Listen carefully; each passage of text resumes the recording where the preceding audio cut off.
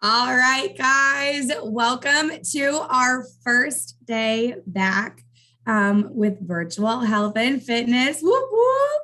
So it is Mental Health Monday, and we have Miss Maria and Jess in the house speaking on mental health today. They are my KUMC friends and then also friends with Lend. So I am going to pass the microphone over to them and they are going to get us started. Hi, thank you for the introduction. I will share my screen. It includes our introduction. All right. So I am Maria Avitia. I am a psychology, there we go. I'm a psychology postdoctoral fellow here at UMKC and a Lend trainee. So Lend stands for Leadership Education and Neurodevelopmental and Related Disabilities. And I'm really excited to be here with you guys. Absolutely. I agree with Maria. I'm so excited to be here with you all. My name is Jessica Schuttler. You can call me Jess. I am a psychologist at KU Med Center. I work in our developmental pediatrics department, which means I provide mental health care and supports to kids and young people who have a mental health support need and also have some kind of developmental difference or disability. So we are really excited to be here and talk with you on our very first Mental Health Mondays. We feel really honored to kick this off with you. Maria is really going to lead us through most of our conversation, and I will be here to help answer questions or add any info as we go along. Some of you look familiar to me if you've worked with us on our Able Fitness project. I think we've gotten some awesome feedback from health messengers on our fitness website. That's also a kind of health promotion website that we've partnered with Special Olympics Kansas on before. And I think I've maybe met a couple of you at the Health Messengers Leadership Conference in October. So we're gonna talk about some similar topics that we talked about in October, if you remember, but we also brought in some new information. And so we hope it's helpful to kind of get us started with this practice of taking care of our mental health as part of our overall wellness on Mental Health Mondays. So thanks again for having us, and I'll turn it back over to Maria. Yes, and so please feel free to ask questions throughout the presentation. You could either unmute yourself and ask the question, or you can put it in the chat and Jess will let us read it out for us. I'll be asking you guys some questions, so you could use emojis if you want to do that, or unmute yourself, whatever is you prefer. All right. Okay, so we're going to talk about what it means to be healthy and then kind of touch on the different types of health. We're really going to focus on mental health and how that relates to our body, managing stress, and having some healthy habits. Okay, so what does it mean to be healthy? Does anybody want to kind of share with us your definition of what it means to be healthy? To be active and to make sure and not eat certain things that you know that you shouldn't. Being healthy, eating healthy food. Yeah, so there's different types of health. So there's that physical health. So, exercising, eating healthy foods, fruits and vegetables. There's the mental health. So kind of how, our thoughts, our ideas, our emotions, how we feel. Social health, which maybe we're not really familiar with that term, but how we have our relationships, those relationships we have with people we love, our friends, our colleagues, having those meaningful relationships. And then spiritual health, whatever that may mean for you, which is prayer, meditation, being out in nature, but really kind of focusing on your beliefs and your values and different things like that. So, to be fully healthy, we want to try to be, try to meet all of these different areas. today we're going to really kind of focus on that physical and mental health and how they're kind of like related to each other. And I like sharing this picture. So this is a study that was done where they had people feel certain emotions. So they did things to make them feel happy, sad, angry, different things like that. And then they had them think about, where did you feel those emotions in your body? So they had like a little outline of a person, and they had to like kind of color it in where they felt the most that emotion. And so what you could see is that, and this was very consistent across different people, different cultures, different language groups. And generally, this kind of like when they put it all together, this is what they got, where, you know, happy kind of affects your whole body. When you're happy, you feel it all over. You know, when you're angry, you kind of like feel it more like in your chest or in your hands. When you're embarrassed, you might feel it in your cheeks. Your cheeks might get red. So this is just to kind of show how, you know, mental health, it's not just in our mind or in our brain. It really affects how our body feels. Okay. You guys have any questions or comments about that? I thought that was like such a cool study that they did. All right. So let's imagine you're walking down the street on a perfectly beautiful day, and then all of a sudden there's a bear, right? So what do you guys do? What are the different reactions you guys will have?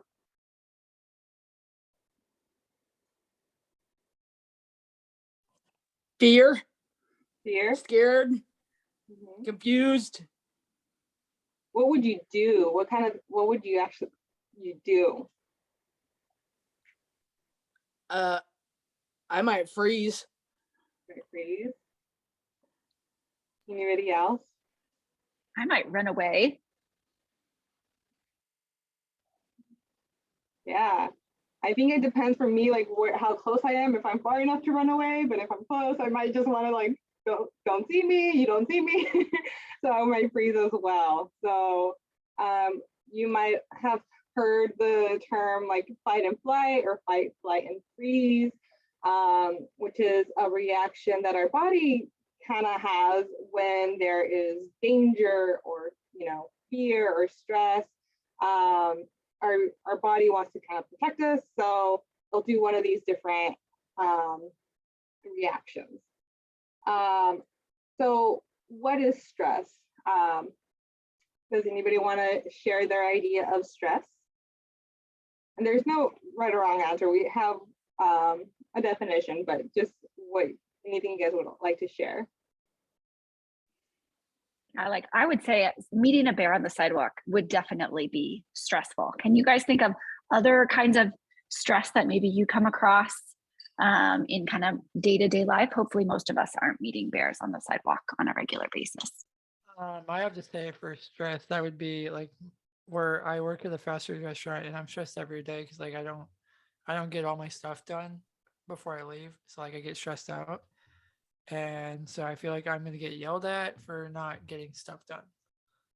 Yeah, that's like a perfect example. So stress, a mismatch between the demands of a situation and the person's feelings that they're able to handle those demands. So that's a perfect example that you gave us. You know, you have all these different tasks and you're worried that you're not going to be able to get them done, and then somebody's going to come and, you know, be upset or something.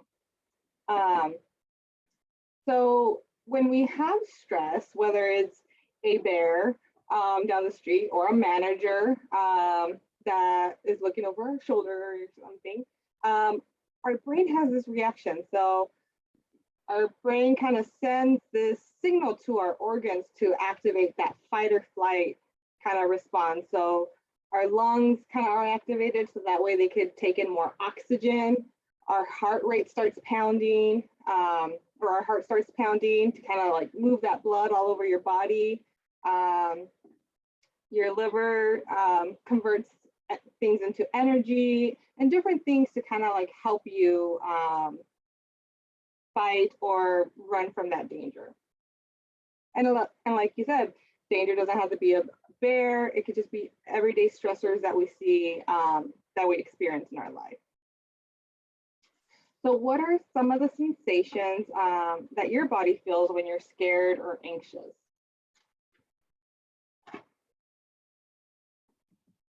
I think sometimes you can even sweat.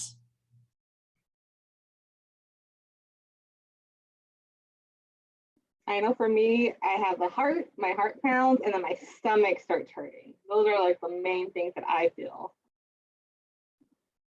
Anybody else?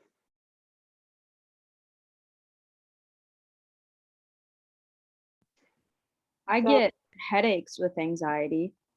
Headaches, those tension headaches where you kind of like get really tight and then your head starts hurting. So there's a lot of different things that could happen. People feel things differently.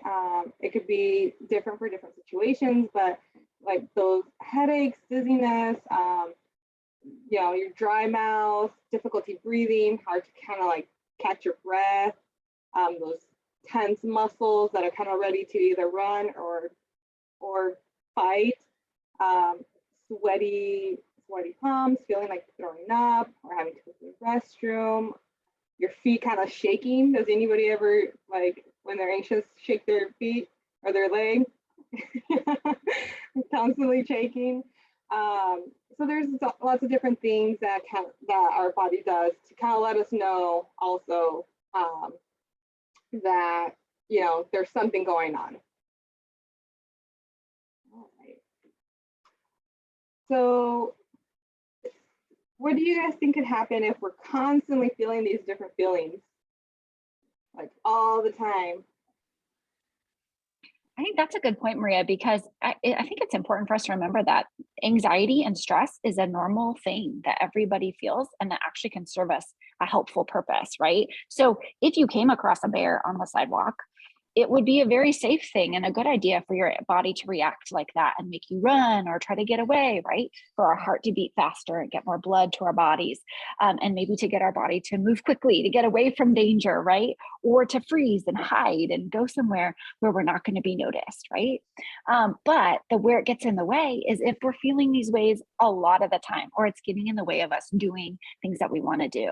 So I think this is a great question, is to kind of think about what happens, what ways can this impact people if it's kind of getting in the way for us or making it hard for us to do the things that we need to do. And it can get to the point though also too that you can get sick, like you can make yourself literally sick because you're worried and you're worried about it all the time. Yeah, it can lead to like health consequences later in the future, diabetes, heart disease, different things like that if we're constantly feeling this. But also if we're constantly kind of like feeling those feelings and they're not really comfortable feelings, we might want to avoid the situations that causes these feelings, and we might miss out on things that we like to do, or we may need to do. So we really want to kind of think about how can we calm these feelings down. So we'll talk about some stress, managing stress techniques to kind of take care of your emotions, and then some healthy habits that'll also help. Are there anything that you all do to kind of help you guys feel calm, or when you're stressed or anxious? I like to take baths and relax. Nice. I like to play music to calm myself down, clear my head. Yeah. I would say the same thing, music. Music.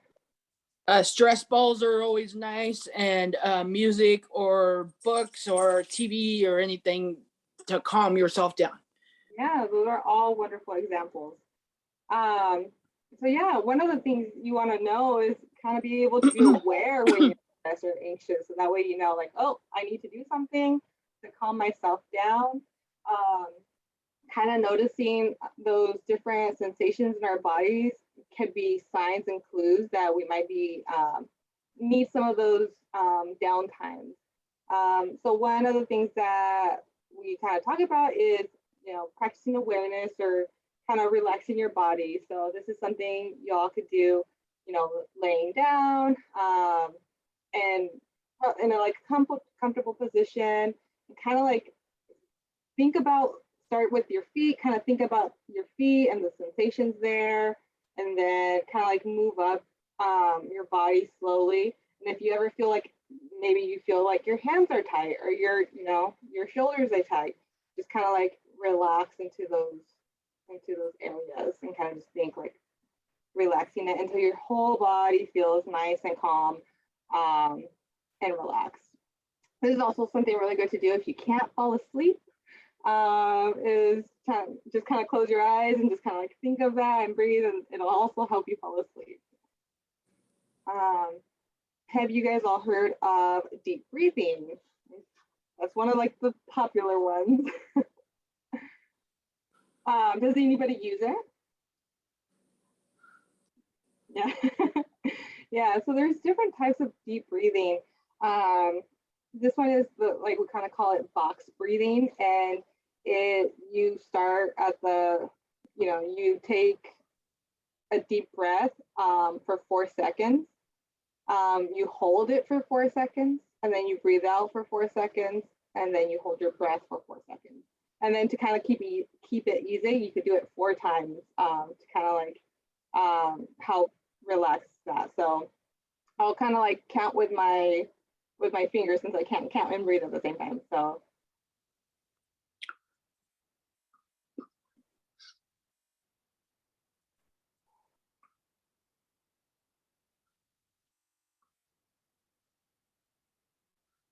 okay, so that is something really good to try.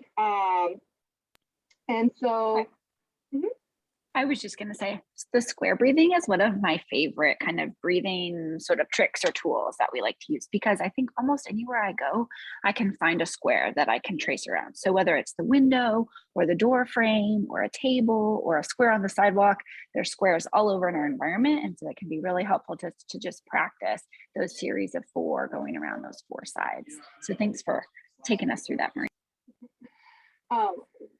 There's different reasons why this works. Does anybody have an idea of why deep breathing and kind of counting might help calm you down?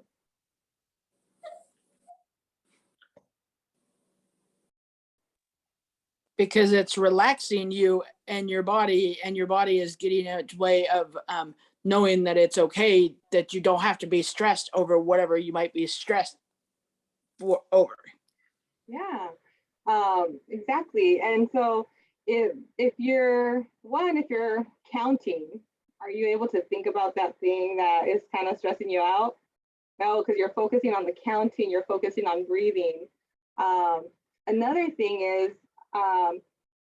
when you breathe, when you slow down your breathing, it also slows down your heart rate. So, if your heart's pounding really fast and you kind of slow down that breathing, it also helps slow down your heart rate. All right. And then you guys gave a lot of great examples of this, but giving yourself a break. So music was one of those popular ones. Taking a bath, reading a book, meditating, kind of going out for a walk, playing with your dog, different things just to kind of like, give yourself a break for at least a few minutes at a time. Any other ideas or things that you guys like to do to give yourself a break? Yoga. I've done a couple other states. I found, and like you can do like yoga, because that calms you and relaxes you too. Yeah, definitely. It's good for your body and for your mind. I love yoga because it kind of puts together these different things that we're talking about, right? It's like giving yourself a break. There's usually like some body awareness parts of it. And then there's also a focus on your breathing. So it's really like at least a triple threat as far as like different ways that it can help you with managing your stress. So I'm so glad that you practice that. Gigi, thanks for mentioning that. You're welcome, Jessica. And it's hard, so you really have to focus on that. And so the other one could be advocating for yourself. So it's kind of sometimes telling people, I need a break, people don't know what you're thinking or what you're feeling and might not realize what you're going through. And sometimes it's okay to just say, I need a break. I feel stressed right now. And because of this, and just kind of like take a break. So it's okay to tell people that. And then kind of talking to someone you trust, whether it's a friend, a loved one, a therapist, just somebody that you could kind of talk to and share your feelings, and that will be there to kind of like give a listening ear.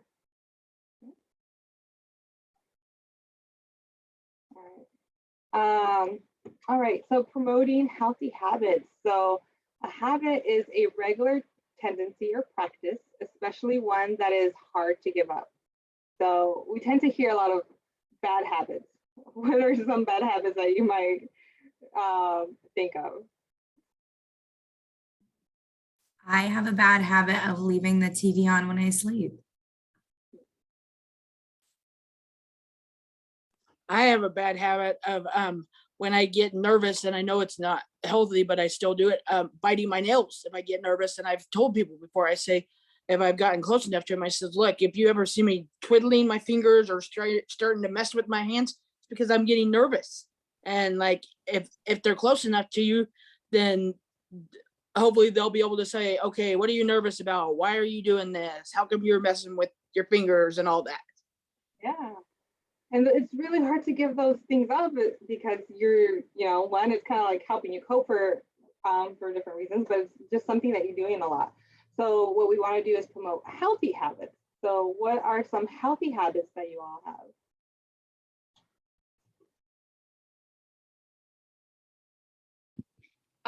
I actually just posted a video on the health and fitness TikTok account today. It's healthy habits to start your mornings, if anyone wanted to take a look at that. But just starting off your day, like making your bed, planning out your week or like just your day, meal planning, all that kind of stuff is healthy habits to start each morning. Awesome. Perfect. So, before making the bed, you need to get some good sleep, right? This one's hard for some people. You really want to get some like 7 to 8 hours of sleep a night. Not only is it important for your body, but it's important for your mind, because if you don't sleep, how focused are you? And I know when I'm tired, I might be a little bit more grouchy, or I might be a little bit more sensitive. So getting enough sleep is one of those healthy habits. Regular exercise. I'm sure you guys get a lot of that. You guys are athletes and doing all of these different training. So that's really good. It's just kind of like, exercise not only helps your body, but it also helps your mind. It releases endorphins, which make you feel good. Drinking enough water. Does everybody do that?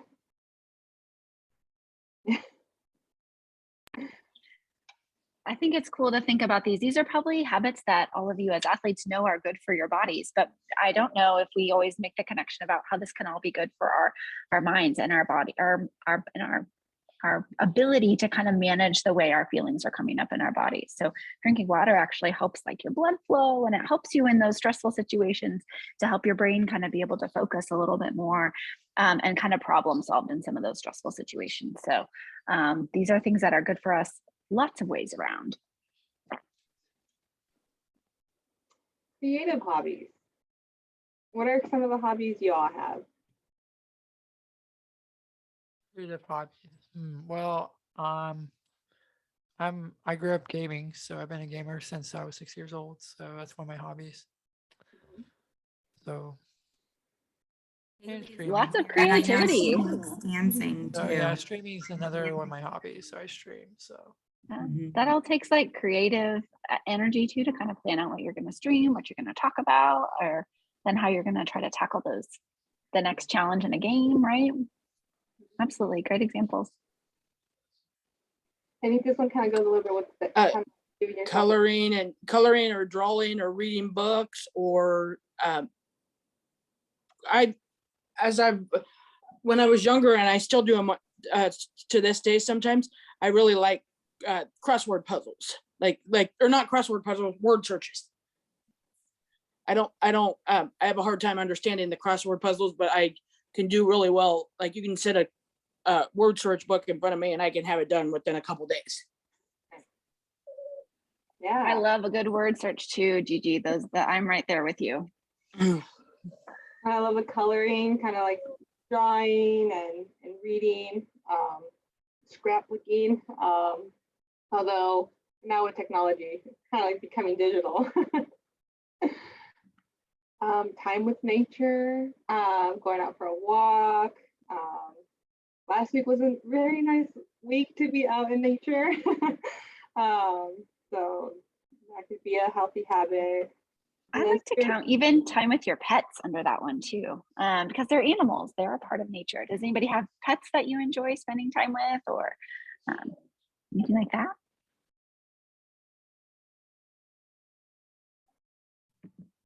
I have a dog and I know she helps me a ton. She gets me outside, so I have to take her to the bathroom. Exactly. And then also like the different things that Susie mentioned, like, making those to-do lists and kind of preparing yourself for the day, things like that, just to kind of get you ready in the right mindset and everything. So we've kind of already talked about it, but why are healthy habits important to our mental health? I think to help us live longer, or to help us to have those people around us that if they can tell that we're getting stressed, to help us like calm down if we need to be calmed down.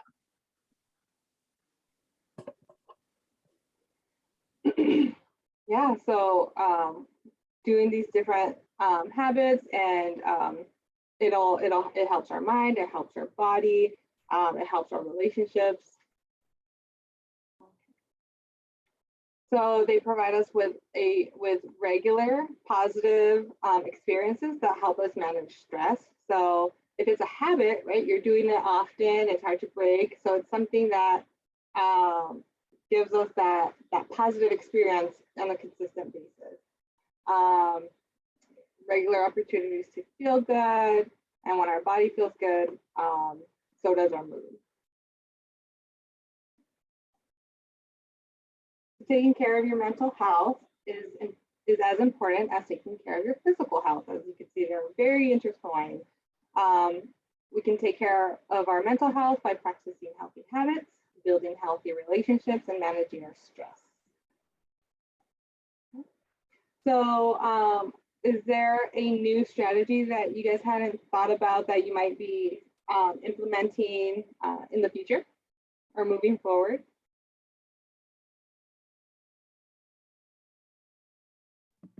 I know they always say drink your water. And I just feel like there's like a ton of different ways that just drinking water, something so simple, can help you.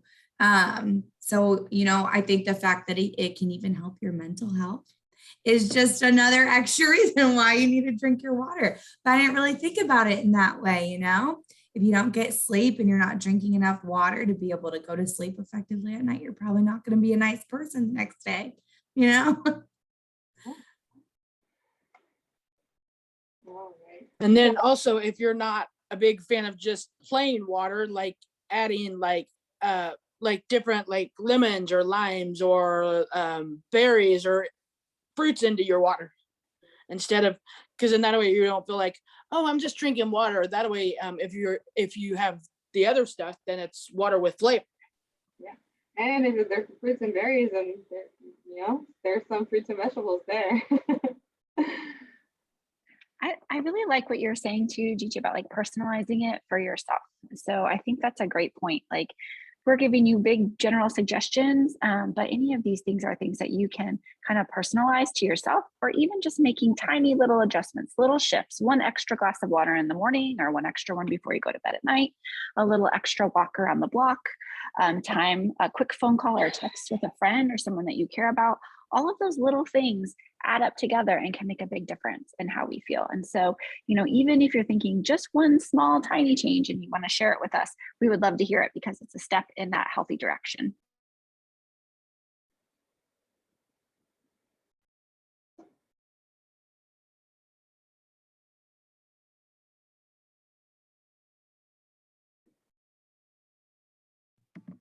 I'm definitely going to include, well, I've been wanting to include the yoga into my healthy habits. And it's hard because breaking a habit's hard, but developing a habit is also hard. So that's been on my to-do list. So I'm going to definitely try to do that one.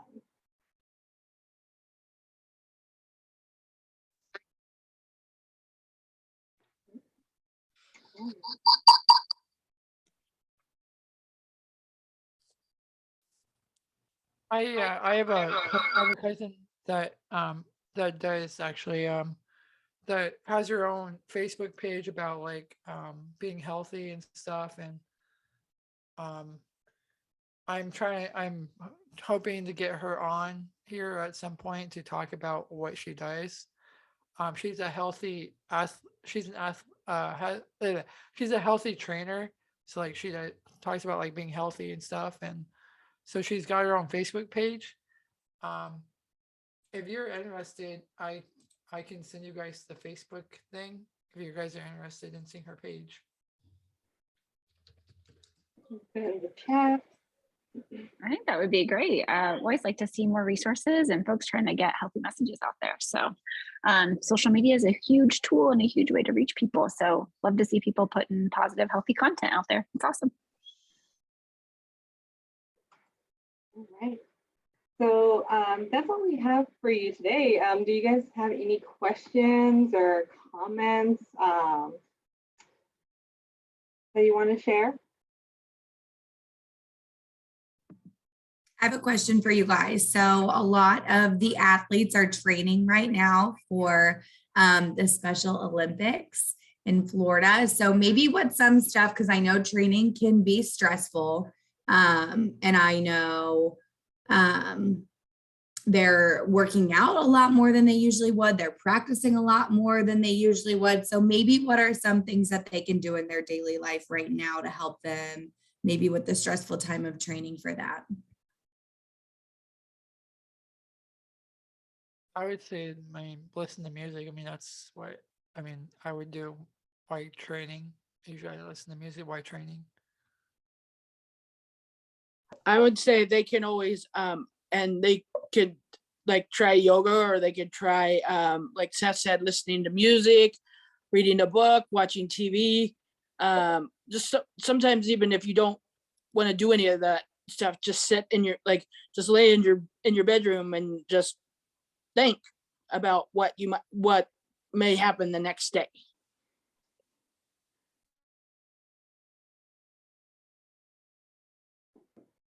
Yeah, I think it's kind of finding some of those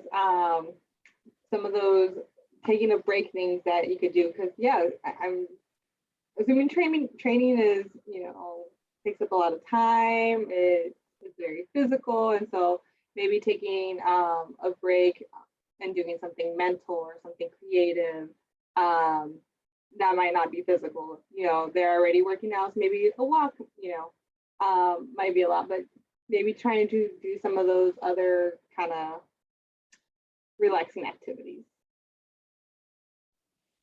Yeah, I was going to add to that too. I think those warm ups and cool downs are all the more important for our brains to sort of gear up for the activity, and then to cool down and reflect and kind of think to yourself, what are 3 things that I liked about that workout I just did? 3 things I think I did well, and maybe just 1 thing that I'm going to work on for next time. So try to stay focused on those positives and celebrating successes. I think sometimes it can really help to visualize and think about your goal. So maybe part of what you're doing when you're working out or those warm-ups or cool downs is thinking about what it will be like to be on the medal stand, or just to even be there with other athletes from around the country as you're competing, thinking about the things that you really enjoy and really like about being a part of Special Olympics, and trying not to worry as much about things you might have done wrong or things that didn't quite go the way that you thought. Staying focused on those positive things, doing things like keeping a gratitude journal, like 3 things you're thankful for from your workout that day, or 3 other things in your life that you're excited about or happy about right now too, outside of your athletic performance, I think are great ideas. And I think staying in touch with other people who can relate to your experience. So it's awesome to have health messengers like yourselves, folks who are kind of leaders and supporting others in their training and their efforts. To stay connected to each other and encourage one another is a great way to stay motivated and to stay excited and energetic about what you're doing. And be nice to yourself. Give yourself a pat on the back every day when you get done with your exercise, and to tell yourself that you're doing a great job and you're doing your very best. That's all you can do each and every day, in and out, and celebrate each of those efforts and each step along the way. I love that you bring up having like a sense of community to talk to about it, because we have our Healthy Athletes Facebook page, and I think it's super helpful. Sometimes people just post things like, hey, here's a picture of my dinner, you guys. Does this look healthy? And we all get to look at it and be like, hey, is this healthy? Maybe you have too many carbs, or maybe you're working out today, so maybe you need those carbs.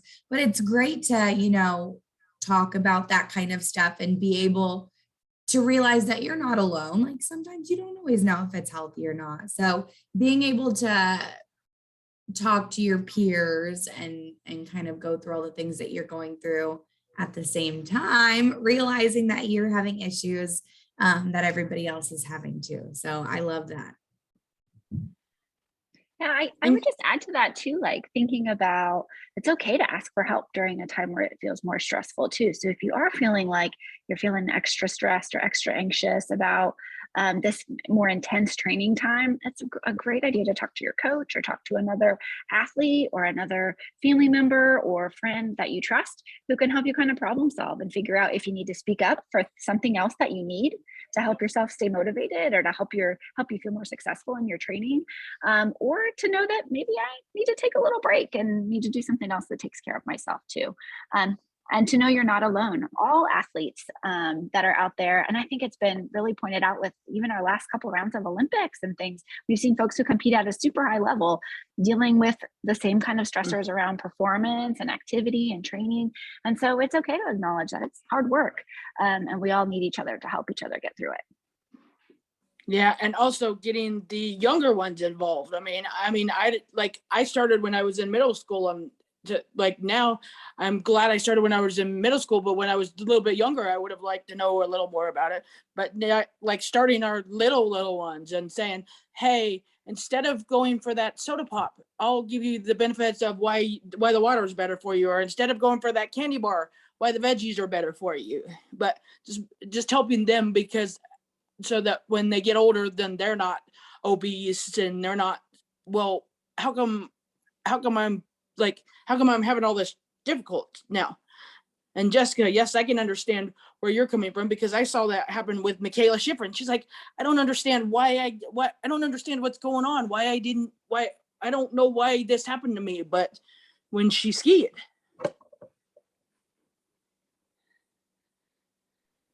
Yeah, totally. I agree. I mean, I think Michaela, and then oh gosh, I'm blanking on Gabby's last name from the Simone Biles over the summer. Yeah. Sorry, gosh, I'm getting my gymnasts confused. But yeah, no, I think that what they went through was really hard, but I also think it really put a lot of light on the importance of our mental health and how you really need to take care of that just as much as your physical health. And so, and that even folks who take incredible care of their physical health and are like some of the best athletes in the world need to take breaks to take care of their mental self too. So I'm really glad for us to have the chance to talk about this with all of you. And Gigi, I think you make a good point too about like helping others, that sometimes giving advice to others, helping and listening to someone else can help you think about how to help yourself as well. So great examples all the way around. Thank you.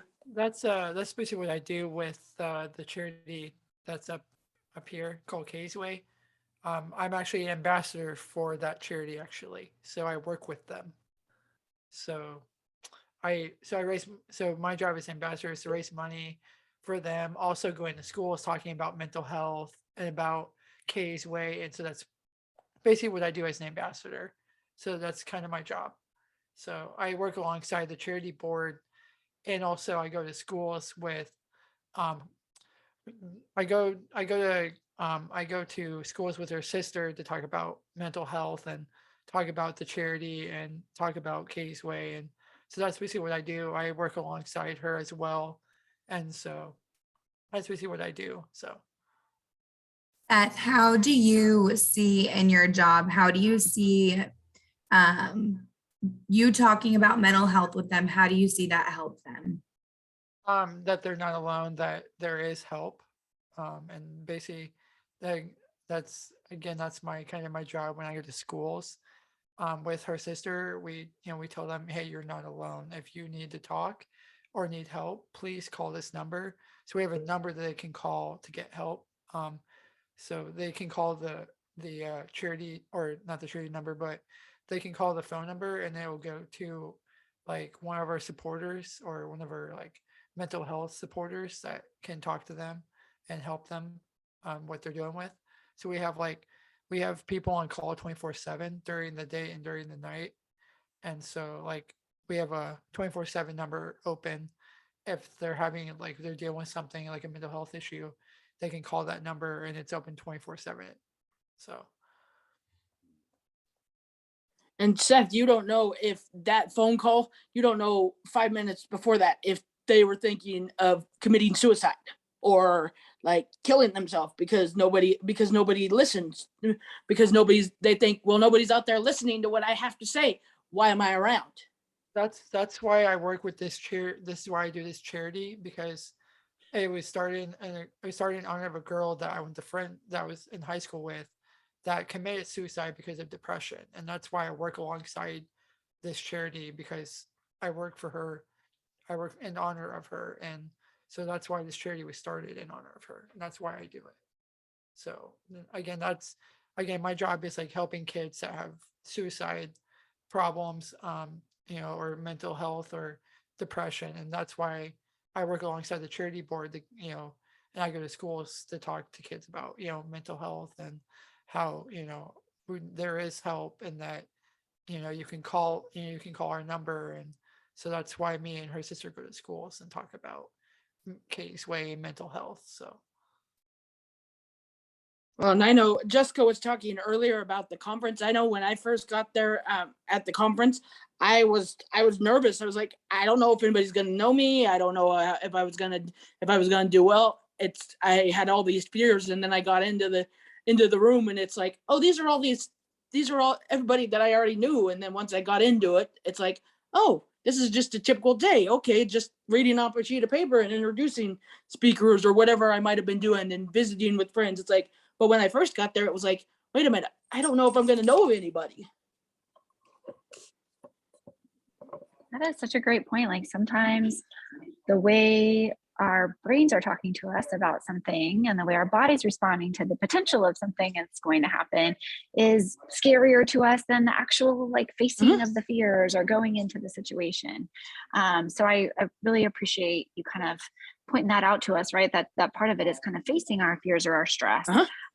But Seth, I also appreciate what you have to say about, suicide risk. And it is a real risk for lots of folks. And I would encourage anybody who's listening to this talk, if you've had any thoughts of suicide or hurting yourself, that you reach out to someone that you know and that you care about, and we can certainly provide some.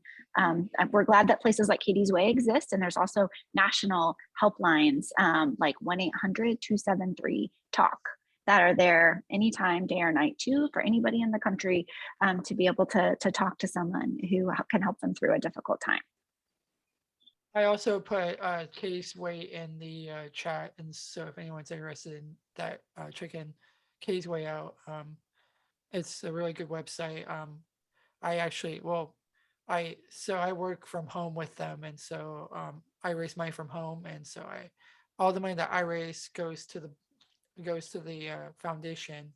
So that money goes towards like helping kids with depression and getting their medication, and so that's basically what I do while raising money. So Seth, do you think if they would have had this like, 5 or 10 years earlier, you think Katie would have done what she did? I We mean, we never know like people's situations, but I'm just saying, do you think she would have committed suicide if we would have had it a few years earlier? that's kind of a hard discussion that like it's hard for me to talk about, like, Uh-huh. 'cause it's I try not to bring it up because Right. like it makes me kind of really sad to think about that kind of question, and Uh-huh. I don't really know how to answer it, and so it's a very hard question to answer. And we appreciate you voicing your feelings for that. That's one of those things that, those ice statements to be like, I don't feel comfortable to talk about that right now. So that, Yeah. And that's all you would have to say is, hey, I don't feel comfortable with it, but I thought, because like I said, there are kids out there that, they are thinking of that because they're thinking nobody would care if I was alive or not. Right. And that's why that's why I work with Katie's Way, and I do what I do for her foundation is helping kids get help, and that's Mhm. basically um sort of kind of my job, as well as going to schools and telling kids, hey, you're not alone. If we have, we are here to help you if you need help. Like if you or if you're struggling with depression or something, come up and talk to us. And so that's basically what kids do. They'll come up and talk to us. Mhm. They'll tell us, hey, I've been dealing with depression, and we'll talk with them. We'll take them aside. We'll talk to them, and basically that's what me and her sister usually do Yeah. when we're at schools and talking to kids. If there's a kid that's dealing with something with like depression, we take them aside, and me and her usually will talk to them, or usually me or just her will go and have a chat with that kid. Yeah. So And that's a good thing too, but it's like, have you ever had kids say to you or her sister, hey, you have no idea what if I wouldn't have had this talk with you guys, what I could have been capable of doing? I didn't know if you'd ever had an issue like that with any of the kids, Seth. me and her sister have had kids that actually have been and part of families that like abuse them, and Mhm. like the kids have always told it, like some of the kids have come up to us and said, like, they felt like they wanted to do bad stuff to themselves. And so we've had a couple of kids come up to us and tell us what happened with growing up. And so again, and that's what basically we do as a foundation for Gateway, is that we tell kids, we're here 24/7 at 24/7 a day for help. And so again, we have a number that they can call, and we'll either, we have also pastors on that are on call 24/7. So we also have a pastor on call 24/7 if you need to talk to a pastor. Mhm. Or one of the Katie Ways members that are that that work with kids with have that have meetings with kids at the Mhm. foundation. And so we have a Katie's Way member always on staff as well, that if you need to talk to them, the phone number is open 24/7. So Awesome. All right, guys, does anybody else have any last questions for Maria or Jess? Awesome. Well, I love to know that we have a great community right here. I love that we can reach out to each other. We've got healthy athletes, health messengers, and that's kind of why we're here. That's the whole reason why you guys are health messengers, is so you can be that voice for other people that maybe don't feel comfortable speaking up for themselves, or maybe don't have the knowledge on how to reach out to others for help or how to manage their own stress at home. So I think not only can we take all these little tools that we learned today and use them for ourselves, but we can use them to help our neighbor, help our sister, help one of you guys, help another health messenger, or maybe help somebody that you guys have never met before, you know? And so I think that's why we're all here. And I can appreciate Maria and Jess so much. Can we all give them a big, huge thank you for coming out and talking to us today? Thank you, Maria. Thank you, Jessica. Thank you guys for having us. Guys. It was, really fun kind of doing this for you guys, with you guys. Yeah. Thank you so much for having us and for all the good work that you all are doing here with Health Messengers and in your communities and with others. And you're giving us some good ideas of other topics we should talk about on Mental Health Mondays. So maybe we'll see you back. Okay. I'm sure that you guys will see their faces back. But thank you guys all so much for hopping on. And thank you so much, Maria and Jess, for being here and helping us spread the word and being a part of our Special Olympics health and fitness community. All right, guys. Well, let's all say goodbye real quick and we'll hop off. You guys have a fantastic rest of your night. Thanks again for everything, Maria and Jess. Thank you, Erin. Thank you. Bye, Bye, Gigi. Seth. Bye, guys. Bye, Maria.